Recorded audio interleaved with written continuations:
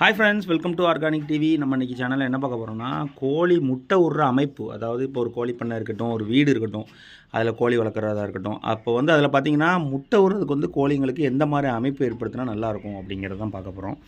முதல்ல பார்த்திங்கன்னா நமக்கு வந்து கோழி வந்து இந்த மாதிரி கூடைங்களில் வந்து கோழி குஞ்சுலாம் அனுப்புவாங்க. நிறைய இடத்துல கிடைக்கும் இந்த மாதிரி பெட்டிகள். இந்த மாதிரி பெட்டிகள் நிறைய நமக்கு கிடச்சிச்சு, சும்மாவே கிடச்சிச்சு. அதனால் இதில் நம்ம இந்த மாதிரி வைக்கோல் போட்டு வச்சுருக்கிறோம். அதுக்கப்புறம் பார்த்திங்கன்னா அந்த வேஸ்ட்டாக கிடக்கக்கூடிய இந்த கோப்பைகள், பாத்ரூமில் இருந்து வேண்டான்னு சொல்லி கழிச்சிருப்பாங்க இல்லையா, அந்த கோப்பைகள் வந்து இந்த மாதிரி அமைப்பில் இருக்கும்போது வந்து அந்த கோழிங்களுக்கு முட்டை விட்றதுக்கு ரொம்பவே பிடிச்சிருக்கும். இதில் வந்து வைக்கோல் நம்ம போட்டு வச்சுருக்கறனால இது உள்ளேயும் வந்து முட்டை விட்டுக்கிடும்.